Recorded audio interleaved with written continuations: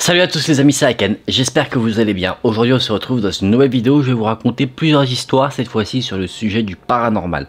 Des histoires vraies, qui devraient nous amener à réfléchir sur certaines choses, qui vont nous mettre des petits frissons.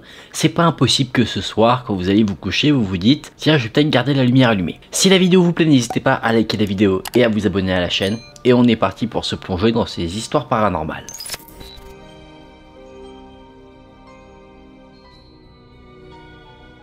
Toutes les histoires que je vais raconter seront racontées du point de vue de la personne qui raconte l'histoire, donc à la première personne. Une nuit, j'avais passé la nuit avec quelques amis et on s'est endormi assez tard.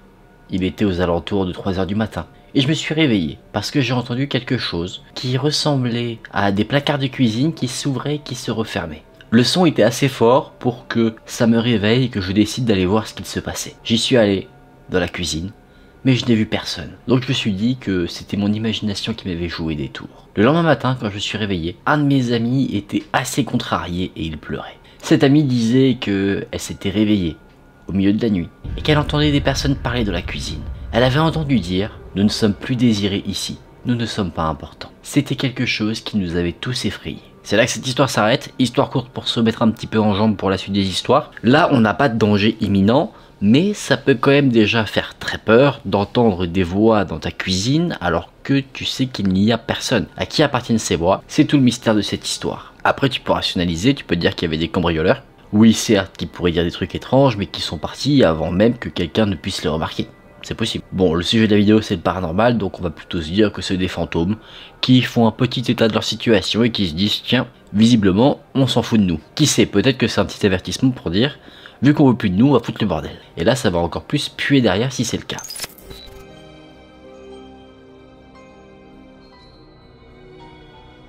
Quand j'avais 18 ans, je regardais beaucoup de films d'horreur. J'avais un besoin, celui de voir ou d'expérimenter des choses flippantes. C'était durant un été que j'ai décidé de chercher tous les signes paranormaux que je pouvais rencontrer. Il y en a un en particulier qui a attiré mon attention. C'était sur Hollow Road, à Long Island. Il y avait pas mal de légendes urbaines connectées à la chose paranormale que j'avais remarquée. Et chacune d'entre elles disait que il y avait quelque chose sous un pont. Pas mal d'histoires parlaient de la mort violente de certains enfants. Un jour, j'ai dit à mon cousin et à mon frère, qui étaient aussi des fans d'histoires d'horreur, que nous devions visiter cet endroit. Mon cousin devait avoir son permis et ma mère a insisté pour nous accompagner. Nous sommes arrivés au niveau du pont et on n'a rien trouvé. On n'a rien vu qui sortait de l'ordinaire. La seule chose effrayante qu'on a pu voir, c'était que la route était mince, en zigzag, et on a failli se prendre un arbre en roulant. On s'est dit que le voyage était gâché. Mais alors, quelque chose d'étrange s'est passé. Le lendemain matin, alors que nous étions chez nous, ma mère a juré que pendant la nuit, elle avait l'impression que quelqu'un ou quelque chose la regardait de sous son lit. D'un autre côté, nous autres avions rêvé d'un petit garçon aux cheveux noirs. Un jeune garçon à la peau pâle, et aucun de nous ne pouvait se souvenir de son visage. Jusqu'au jour où nous avons remarqué, avec des articles de journaux, que celui que nous avions vu était un des enfants qui était mort sur le pont. Parfois les envies devraient rester ce qu'elles sont. Des envies. Tu vois, t'as envie de vivre des trucs chelous, ça reste une envie. Ne te dis pas je vais le vivre. Tu vois, dans cette situation-là, on n'a qu'une bribe d'information. On sait que, oui, on rêve du jeune garçon, mais imagine le jeune garçon, lui, il décide de devenir un peu plus taquin, si on peut dire. Ça peut vite devenir incontrôlable, non ?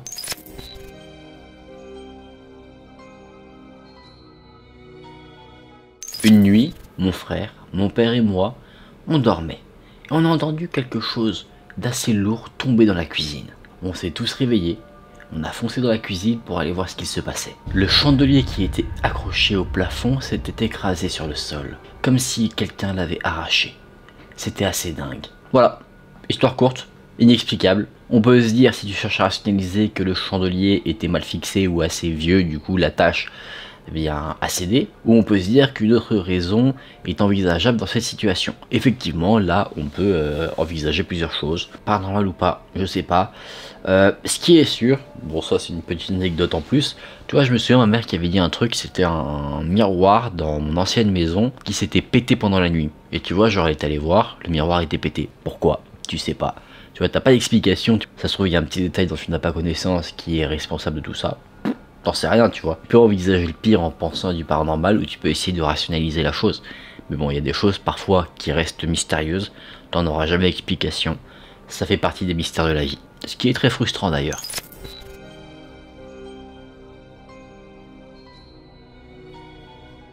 Quand j'avais 7 ans, on avait un fantôme dans notre maison. Je me souviens, une nuit, alors qu'on parlait dans la pièce à vivre ma famille et moi, on a vu un verre d'eau qui s'est envolé du comptoir. Une autre fois, les portes du placard ont commencé à s'ouvrir et à se fermer, et les événements ne faisaient qu'empirer. Ça a empiré au point que mes parents ont demandé à un prêtre de venir dans la maison et faire une sorte d'exorcisme de chaque pièce de celle-ci. On s'est renseigné sur l'histoire de la maison et on s'est rendu compte qu'une vieille dame vivait dans la maison jusqu'à ce qu'elle soit assassinée par son mari. Après avoir appris tout ceci, nous avons déménagé.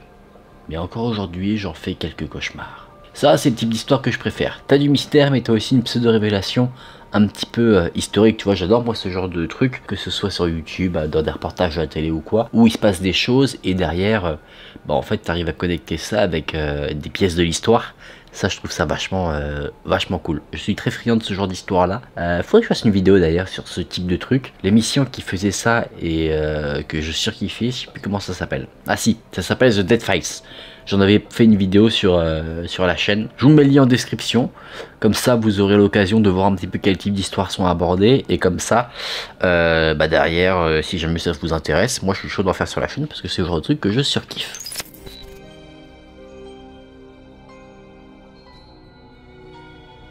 Mes amis et moi, on dormait ensemble jusqu'à ce que quelqu'un fasse une blague. Quelqu'un a dit Bloody Mary dans le miroir qui se trouvait dans ma cave.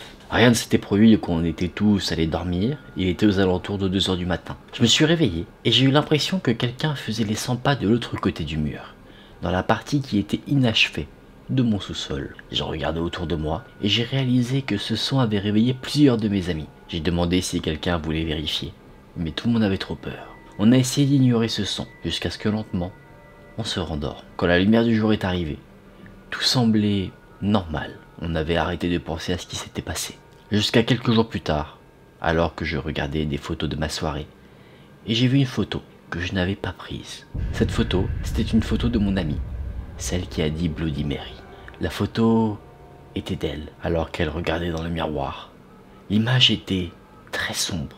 J'ai immédiatement parlé de cette photo à tous mes amis qui étaient là, mais tout le monde a juré que personne ne l'avait prise. Alors si aucun de mes amis ou moi-même ne l'avons prise, qui l'aurait fait?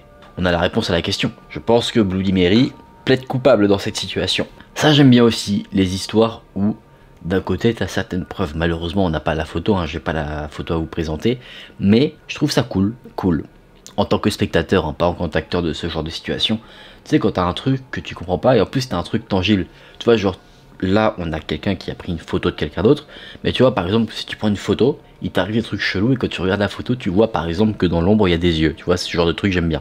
J'avais raconté une histoire un peu comme ça où c'était un mec qui avait pris une photo d'escalier et tu voyais entre les marches qu'il y avait quelqu'un qui regardait la personne qui prenait la photo. Je trouvais ça assez perturbant et intéressant.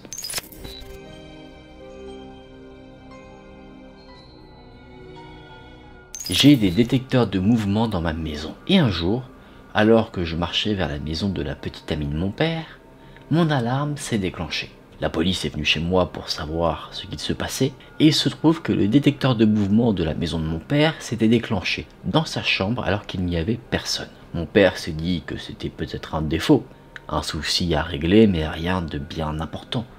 Alors il a fait remplacer le système d'alarme. Quelques jours plus tard, le détecteur de mouvement s'est déclenché de nouveau. Et encore une fois, c'était celui de sa chambre. De nouveau, il s'est dit que peut-être c'était un détecteur de mouvement défaillant.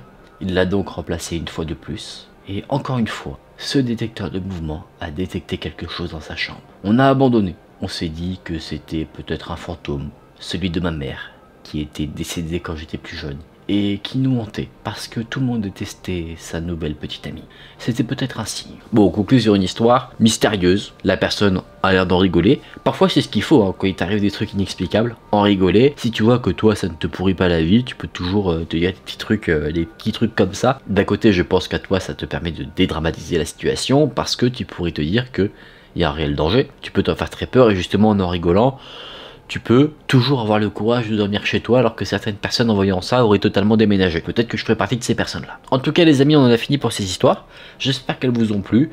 Désolé de vous avoir frustré parce que je sais que c'est des histoires dans lesquelles on n'a pas forcément de réponse. Personnellement, je le suis un petit peu actuellement, un peu frustré de ne pas savoir ce qu'il en est. Après aussi, le truc, même si tu sais ce qu'il en est, vu que c'est du paranormal, tu te dis t'as pas forcément beaucoup de solutions à mettre en place. C'est particulier comme type de situation, c'est pour ça que j'aime bien ça. Mais bon, j'aime pas être frustré, donc c'est pour ça aussi que je fais des histoires bien concrètes de temps en temps, parce que sinon je vivrais dans la frustration, et ça c'est quelque chose apparemment qui est pas très sain.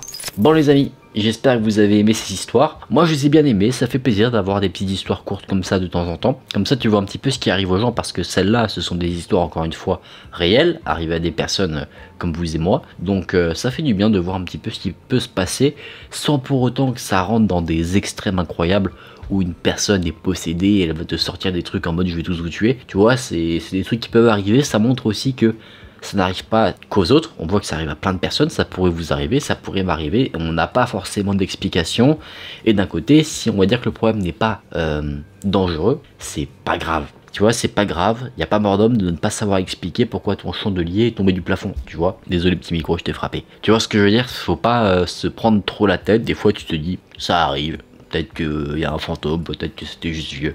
Tu sais pas expliquer, c'est pas grave, faut continuer à vivre, sinon tu vis dans la peur constante et ça c'est pas cool. Les amis, j'espère que vous avez passé un bon petit moment en ma compagnie. Personnellement ça a été un plaisir de vous raconter ces histoires. Si vous avez apprécié ces histoires, n'hésitez pas à liker la vidéo et à vous abonner à la chaîne. Et on se dit à très vite pour une prochaine vidéo, prenez soin de vous, c'était Aken, salut.